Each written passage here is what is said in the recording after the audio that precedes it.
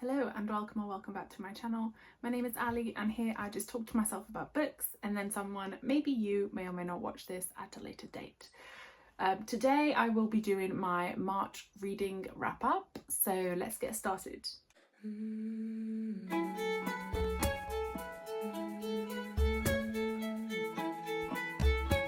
Okay, so in March I read a total of 13 books, which is very good going for me, and that's because I did have 2 weeks of annual leave, so it allowed me a bit of extra time, both in actual physical time and brain space, to read more than I usually would.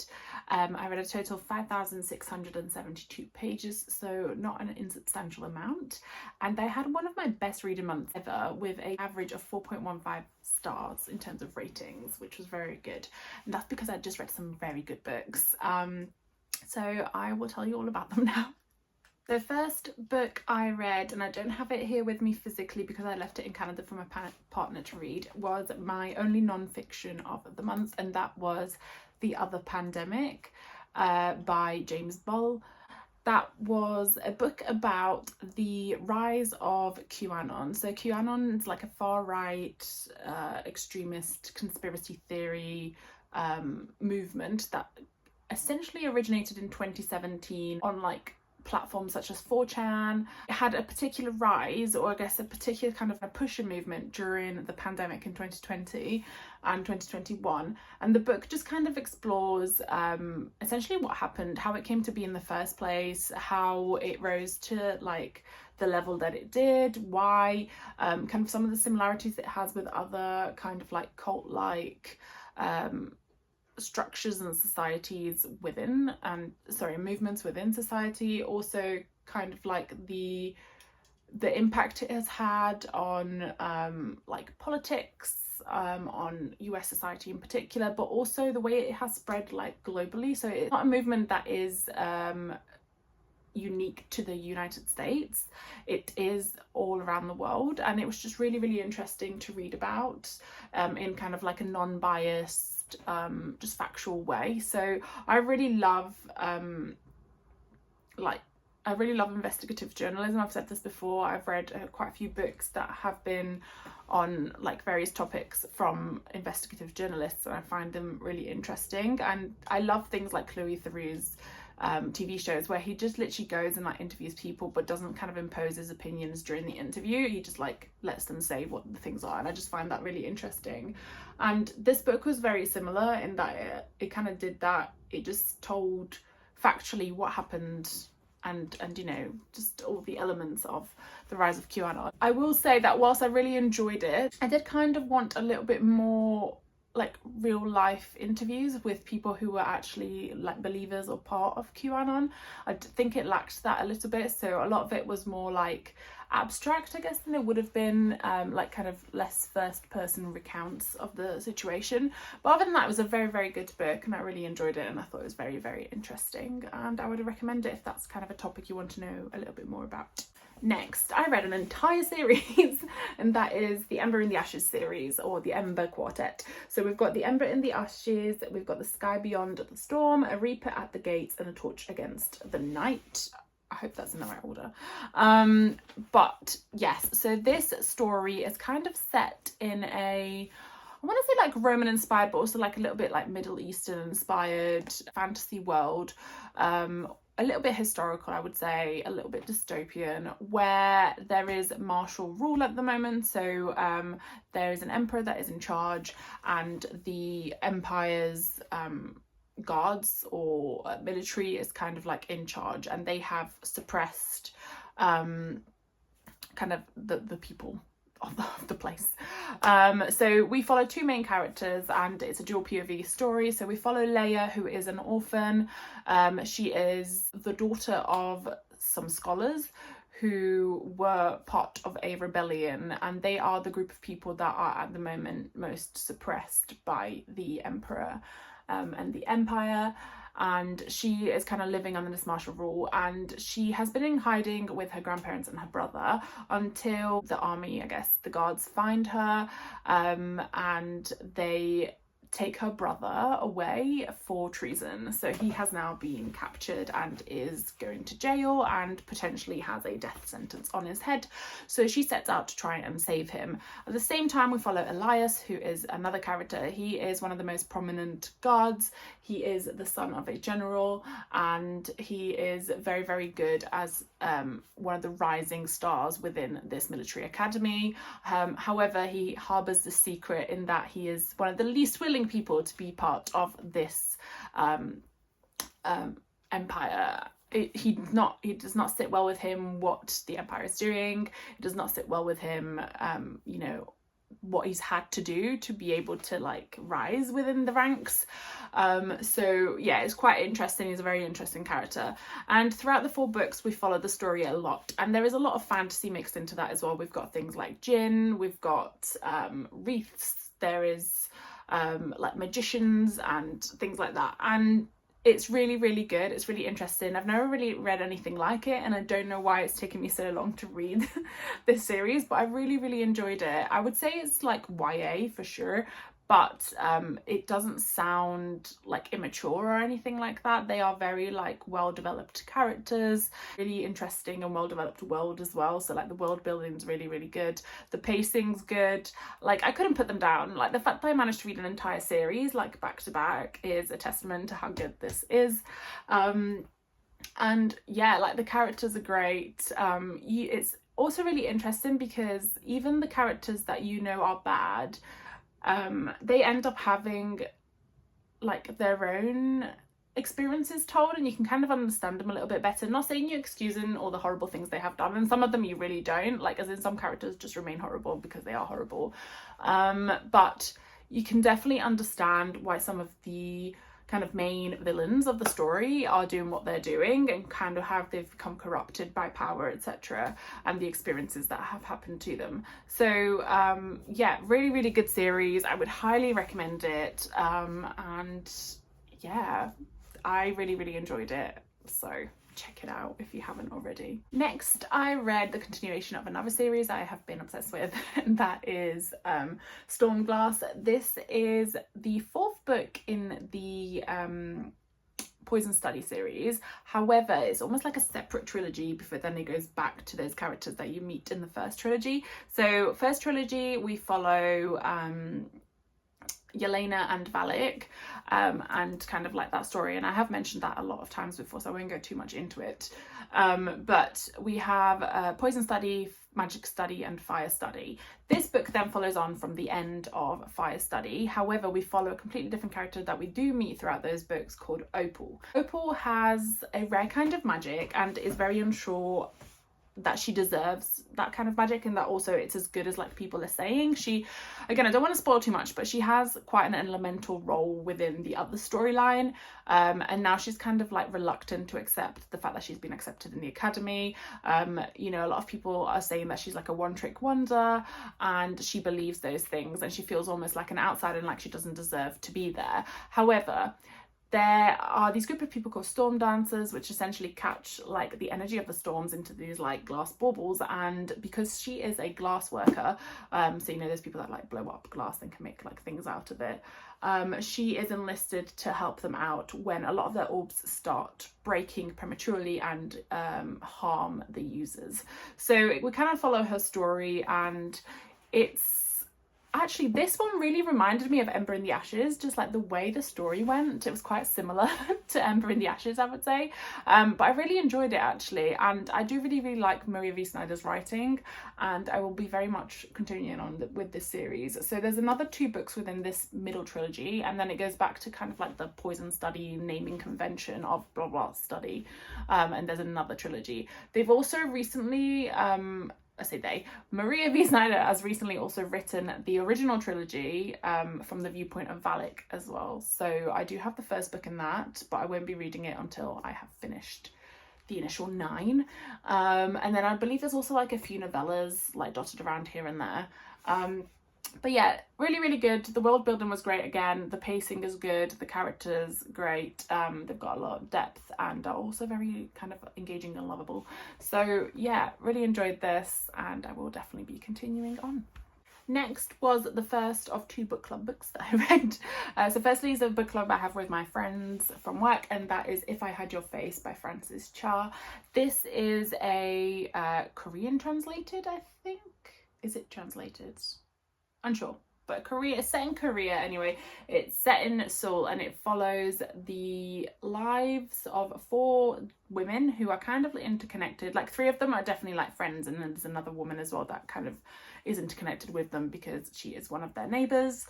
And it follows kind of like the room saloon girl culture within Korea that isn't really well known about, or at least wasn't to me, and also the impact that like Korean beauty standards have had on not only that field of work, let's call it, but also the impact it's had on women and kind of like the rise in plastic surgery, etc. that it's had. So we follow 4 main characters. I do have to remind myself what their names are. So we've got Curie, who is one of the room salon girls, and she gets paid really well to entertain all these wealthy businessmen, but also all these wealthy businessmen that she comes into contact with are absolutely awful people. We've then got Miho, who is an artist. She is dating the ex of one of her friends who passed away, and kind of has all these like guilt feelings about it, but also he is like very rich, very kind of wealthy, and she's kind of trying to step away from under his shadow because she's wanting to be recognized for her own artistic capabilities, but also he's a horrible person, so we don't like him. We've then got Ara, who is a hairstylist. She had an accident when she was younger, which has led to her not being able to talk, although everyone acts like, I don't know, it was the end of the world. Like, yes, it's a horrible thing that's happened to her, but everyone acts like, her family, not everyone, her family act like it was, you know, very impactful into them, and now she's like not worth anything, so I'd keep trying to marry her off to anyone that will like take her because she's like not worth anything in their eyes. But yeah, I don't believe that to be the case. She's also obsessed with K-pop idols, and in particular this particular band and K-pop idol, who then turns out to be involved in a scandal. And then we've got Warner, who is their neighbour, and she is pregnant with a debatable husband who is not great, and she is also very worried about this pregnancy because she doesn't think she's going to be able to afford the child, but she really wants this baby. So yeah, you kind of follow their lives, and as I said, the impact, the kind of like the maybe patriarchal society has had on these women, but also the way that like the beauty standards and beauty industry in Korea has developed, and the impact that it has had on women believing that they need like plastic surgery, etc. There's a lot of focus on that. I will say there is also another character that isn't listed here, isn't a POV character, but is also very prominent throughout the story. Cannot remember her name, but she was actually my favourite character. So I will say this, it's quite a short book. I did like it, I did enjoy it, I thought the writing was good, I thought the storyline was good. However, it's quite a short book. It is just shy of like 270 pages, so not that long at all, and there are 4 POVs. I just don't think that's enough. I don't think that's enough pages if you're going to do 4 POVs to get the depth that I wanted out of each character. I think it would have worked really well if there was 2 POVs, like maximum. So I think that for me was like one of the letdowns of this book. While I did enjoy it, I wish it had either been longer, or instead of having 4 POVs, it had just focused on like 2 of the girls, and then some of the other ones could have been side characters, because I just felt like they just weren't developed as much, and also the way that the book ended was just very anticlimactic and very disappointing, to be honest.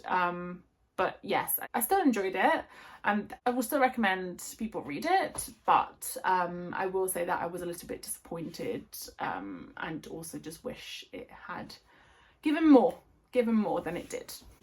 Next book club book I read was for the book club at Waterstones that I take part in, and that was Inkheart.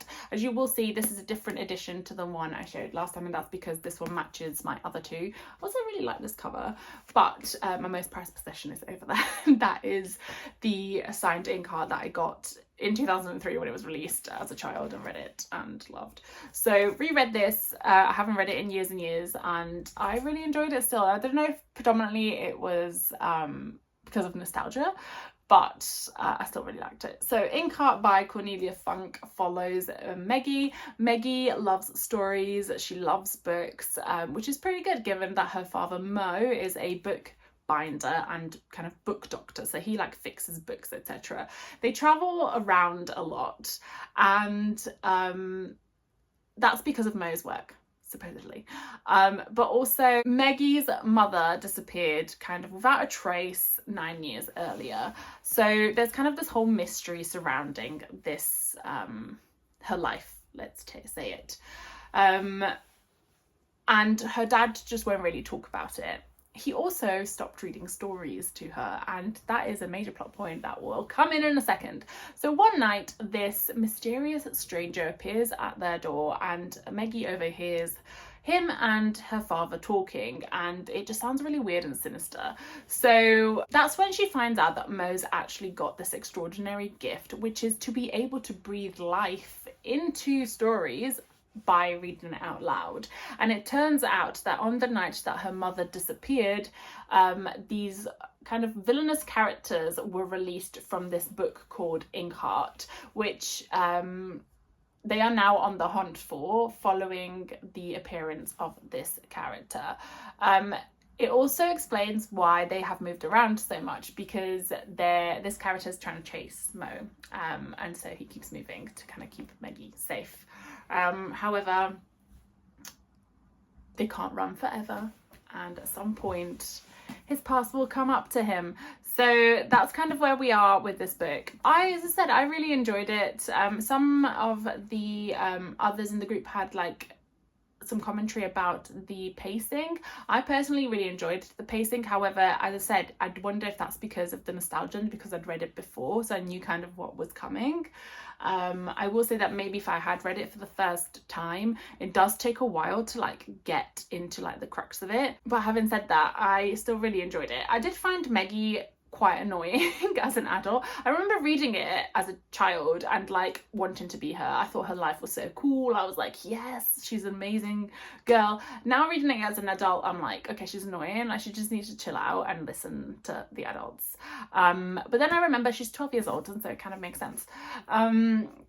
So yeah, there's that. But I still really loved it, and I loved the world building. I love books about books, as I've said before, so there was all that aspect. And also it was very kind of like old school action fairy tale-esque vibes, a little bit like, you know, like how Peter Pan is like actiony and things like that. So I did really enjoy it. I have the other 2 books, and I think there's going to be a 4th one released soon, or is it a 5th one? I can't remember, but yes, I want to read those before the new one comes out. This is like middle grade for sure, but I would recommend it. It's still like a fun story to read, whether you have kids or not. Next, I read a couple of romance books. So first of all, we have Deep End by Ali Hazelwood. This is only like the 3rd book I've read by Ali Hazelwood, but I am obsessed with The Love Hypothesis. I reread it like at least once a year because it's just such a, I don't know, feel good story, and I just love it. And then I also loved Love Hypothetically. Is that what it's called? Yeah, the yellow one. So this one is kind of set in the same universe. It follows Scarlett, who is a diver. She is going to college, and she is recovering from an injury. Her body is now kind of fixed and well. However, her mind has created this kind of like block where every time she goes to do the same dive that caused her injury, she is unable to do it. So she is kind of struggling with that at the moment. We also follow Lucas, who is one of Scarlett's diving friends, boyfriends. He is like an elite swimmer. He's on track to go to the Olympics, etc. And, you know, he's this like dark, mysterious guy with tattoos on his sleeve, etc. Now, when Lucas and I can't remember what her name is, the friend, break up, they're almost like Lucas and Scarlett are almost pushed together because of this thing they have in common, and they end up trying to explore that a little bit more. So they start this arrangement, and yeah, that's kind of how the story goes. So this book in particular kind of explores kinks, supposedly, I guess. So do check the trigger warnings in case there is something that you're not comfortable reading. I thought it was quite a good book. I don't feel like any of them have surpassed Love Hypothesis so far. I did quite like both characters, like neither of them were annoying, which was nice. And I kind of liked the representation of like mental health and trauma and like PTSD and stuff in relation to the injury, etc., that it had. And I also just really liked Lucas as a character in particular. I thought he was quite like well-rounded and just an interesting character, especially for like a male love interest. Sometimes they're a little bit like stereotypical. But yeah, it was interesting. It was a good book. I would say it's not like my favorite book I've ever read, but it was good. It was fun, and I do still really enjoy Ali Hazelwood's writing. I did read this very quickly again because it's just unputdownable. And yeah, it's got spice in it, obviously. But it was good. It was interesting, fun, and I would recommend you read it if you are enjoying Ali Hazelwood's books. But if it's the first time you've read an Ali Hazelwood book, I would definitely start with The Love Hypothesis.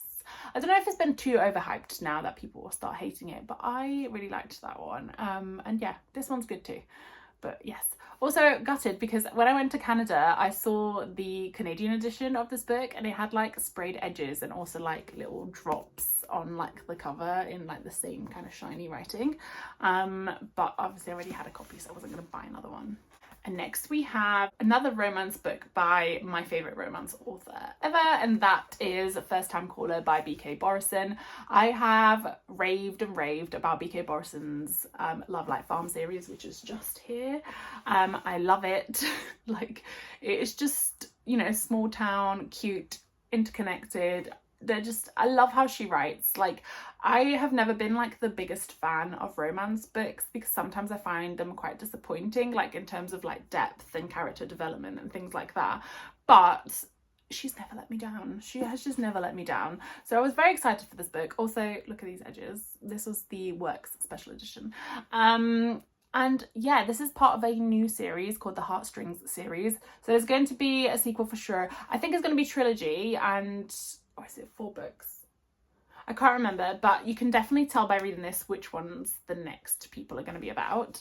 And I'm excited. And I think she's also writing another series as well. But yes, this one follows Aidan. Aidan is a radio host, who runs this segment about love. So I think it's like, I can't remember what it's called, but it's set in Baltimore, and it's all about love. However, the issue is that he's fallen out of love, so he's getting very skeptical about it. He gets the same phone calls all the time. He's just not enjoying it anymore, and also he just doesn't believe that this true love exists, until he gets a call from this young girl who's looking for advice for her mum, Lucy. You know, she's quite concerned that Lucy hasn't dated anyone in a long time, and she wants her to be happy. Lucy ends up kind of intercepting this call, and her and Aidan start having this conversation online. From the conversation they have on the radio, the ratings suddenly pick up, and so the producer of the show decides to invite Lucy to do like a segment live with Aidan in the studio, and then that's an arrangement that keeps going because it's something that like seems to be working well. So Aidan ends up trying to help Lucy to find this one true love and set her up with dates with people that call in onto the show. I loved this. I'd say probably not as much as I loved Love Like Farms because that is just up there, but I still really, really enjoyed this. The banter between the characters was great. It wasn't cringy at all. It was actually like really fun, and the characters themselves were really good. The setting was quite interesting, and like, you know, your usual third act breakup situation was also good, and like it made sense. And yeah, I just really enjoyed it. I just really loved the way that B.K. Borison writes. And again, I think this one was meant to be, again, it was kind of set on, was it it was kind of set in Baltimore, I guess, which isn't like a small city, a small town, but like it still had that small town feel. This is in particular kind of inspired by Sleepless in Seattle, and I think the other two books in the series will be inspired by You've Got Mail and When Harry Met Sally, so you know, the Nora Ephron trio. But yeah, I really enjoyed this and I would recommend. There is a little bit of spice in this as well, but it's just really like sweet and warm, and like, yeah, I just really liked it. I really liked it, and I would definitely reread these again. So yeah, check it out. Next, I read one of my favourite books of the month, and that was the Southern Book Club's Guide to Slaying Vampires by Grady Hendrix. This is the first Grady Hendrix book I have read, and I do have a couple of others. So I've got My Best Friend's Exorcism, and I've also got the Witchcraft for Wayward Girls as well, which I really want to read. I thought I'd start with this because this is one of the earlier works, and I wanted to check out the writing because I've heard quite good things about this one. I loved it. I absolutely loved it. I thought it was like satirical, it was really funny, it was like the right level of like gore and horror. It was just, I absolutely adored it. So in the story we follow Patricia. Patricia is a suburban mum kind of character. She has a husband, 2 kids, and a very monotonous life.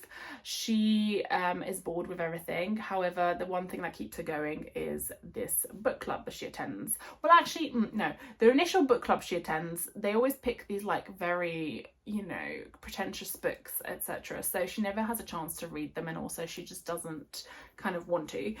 So some of the women branch off and create this other book club, in which they read true crime novels about like, you know, prolific serial killers or things like that. And so she really gets into it. And kind of that's what's keeping her going. That's what's keeping her interested in life and kind of enjoying things. Things start to change a little bit in the neighborhood when this weird, mysterious character called James Harris appears. He is the son of one of the women who has passed away, I think. And he's there to kind of look after the house, sell it on, etc. However, from when he appears, strange things start happening. So Patricia's attacked by one of the neighbours who like bites off her earlobe. There is children disappearing in kind of like the lower socioeconomic background neighbourhoods, and also just like other strange things start happening. And Patricia's very suspicious of this James character, so she starts trying to investigate him, because she's under the impression that he might be something like a serial killer, of the likes of the ones that she is reading, and she kind of like gets her book club involved in this, and it's just really, really fun story. It does have obviously an element of paranormal as per the title, and it's just really good. As I said, it's got like gore in it, which I really enjoyed. It's really funny. I will say that like the male characters were absolutely infuriating. Like the husbands, I just want to like punch them all. They were so annoying. But I liked the way that this developed. I liked the way that it ended, and also I liked that, like, you know, you go girl, you go Patricia, you've got this. You've got this. Like she does it all. But yeah, really interesting. It also was, I think I've seen some reviews saying that like it was very like anti-women, but I don't think it actually was. I think it was very like taking the mickey of how women were viewed at the time that this is set. And I just found that quite like, the way that it wrote was quite satirical, so I just enjoyed it and I thought it was good, and I would highly recommend it. So yeah, Grady Hendrix might become one of my favourite authors the way that this is going. We shall see. Maybe it's too early to call that after one book, but the writing is very good and very engaging, and I did really love it, so I have high hopes that he will be somebody that I continue to read. Next, I read Blood Over Brighthaven, which again was one of my favourite books of the month, and I think I gave this one 5 stars. I also gave the book club's Guide to Slaying Vampires 5 stars, and there's another one I've gave 5 stars to. So it was a very, very good month 5-star wise. So did I give this one 5 stars, or maybe 4.5 stars? I can't remember, but anyway, very high rating, and I really, really loved it. This is by M.L. Wang, who wrote The Sword of Kaigen, which was one of my favorite books of last year, or even 2023, I think is when I read it. But so I was very excited for this because I love M.L. Wang's writing. This is a completely different setting. It's fantasy, but it's more like dark academia, a little bit reminiscent, I guess, of Babel, but not in that it's not set in that sort of world. Like, it's not about like colonialism in that way. So this book, in this world, there are basically like different factions, as there are in like Hunger Games, where like the top people will get like the best food, the best healthcare, the best access to education, etc. And then like as you go further down, it just gets worse and worse and worse. So Sayona is kind of like what you call like maybe like middle class or upper middle class, and she has been aiming all her life to become a high mage, so to be able to be accepted into the Academy for High Mages, and she has done some very questionable things to be able to get there, something that we're going to be finding out throughout the story. She does eventually get there, however it's a male dominated world and they don't want her there, and so to try and hinder her further, they pair her up not with a qualified technician or lab assistant, but rather the janitor. The janitor is called Tomil, and he is part of a tribe that lives outside of the walls of the city, where this thing called the Blight can take people's lives very quickly. So it's like this blinding light that will kind of essentially disintegrate somebody. So it's a very perilous world out there, and him and his family tried to kind of cross to get to the city to be able to, I guess, provide themselves with like a better life, because also there's no food or anything, because the Blight also takes plants and animals, so like they had no choice. However, during the crossing, he pretty much loses his entire family except for his young niece, who's now growing as like his daughter. So there's the whole of that.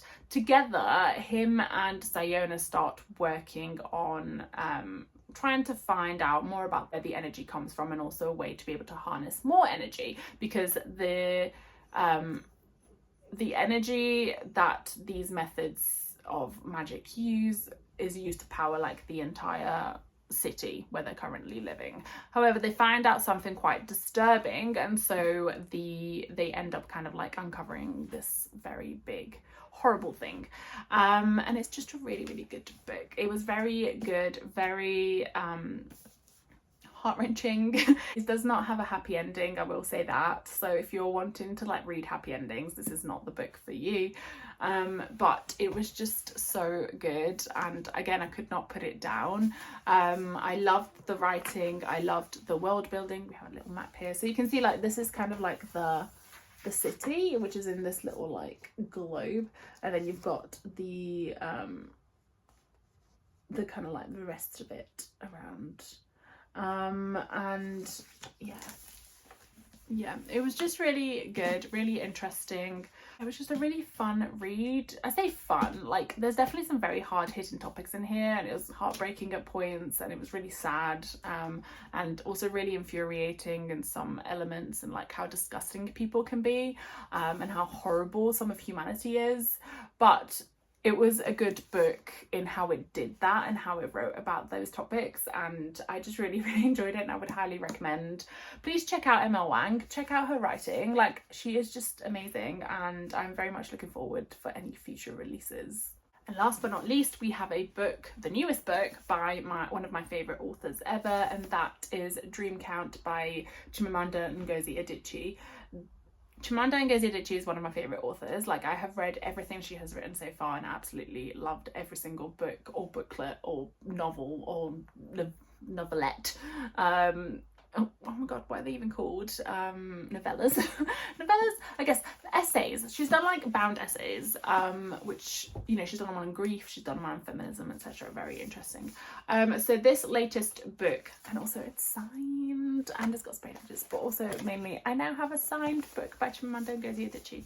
I'm hoping she comes back to like London at some point and I'll be able to like meet her in person because she's amazing, and I'll get all my other books signed. But anyway, we digress. So this book follows 4 women, again, interconnected stories. I will have to remind myself of their names. So we've got Chiamaka, who is a Nigerian travel writer, and we kind of follow her story, her relationships that she develops with like different partners, and also how she ends up finding herself and developing into this travel writer.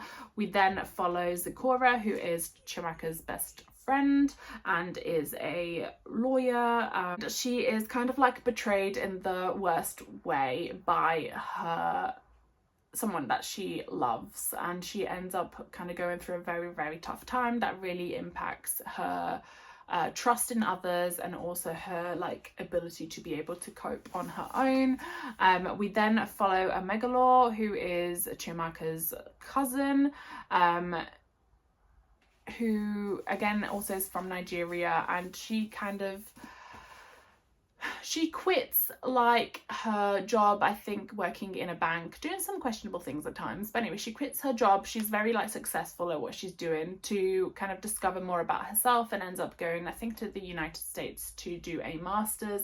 However, at some point develops like depression, etc., so she doesn't really know who she is anymore. And then we've got Kadiatu, who is a Ghanaian woman and is Chiamaka's housekeeper. She is raising her daughter in America. However, something happens that leads kind of her life to be upturned, and like everything that she's built and worked towards to be put in danger, basically. And within all of this, we follow all these stories. They're kind of interconnected. We go backwards and forwards in terms of like timelines, but at some point we all end up going through like the pandemic and stuff together. I mean, I don't even know what to say about this because it's just such a good book. I love the writing. As I've said, Chimamanda Ngozi Adichie is one of my favourite authors. I absolutely adore her writing style. I just love it. I love how she writes like contemporary novels. There's always like an element of history in there. It's all very kind of like Nigeria focused, and I find that just like really interesting, learning more about that culture and like the society. And even when it's not set in Nigeria, because a lot of this is not set in Nigeria, it just like also talks more about how you kind of like have to assimilate to different cultures, or how you can try and bring your own culture to a different country, and just like the hardships that causes, and you know, the struggles that people go through, etc. is just really interesting. This in particular was also very good just because it followed like these 4 women in very different situations, but like having somewhat similar experiences, and like the bond between them and like their friends and family as well was just really good. Like I just loved this. Again, it was like infuriating at points, it was like heartbreaking at points. I definitely gave this one 5 stars because it's just a very, very good book. But yeah, I would highly recommend checking out Chimamanda Ngozi Adichie's writing. Like any of her books, I don't even have a favorite, like literally all of them are amazing. And yeah, I'm just so glad I read this. It talks a lot about kind of like how people find how to find like happiness, what that means for individual people, and also it just touches upon like some really hard topics like sexual assault, like single motherhood, like being cheated on by your partner, being left alone, like family relationships and hardships and things like that. So it's just really, really good. It's a really well-rounded book. I wouldn't say there's any world building because it doesn't need world building as set in this world, but the character development and just the way that characters are described is just super engaging, and I highly recommend this book. It's definitely one of my favorites. So that was my March wrap up. I have not done half as well in April so far, but I'm hoping to kind of get through quite a few books this month as well. But yes, if you enjoyed the video, please pop a like. If you want to see more, do subscribe, and I'll see you soon.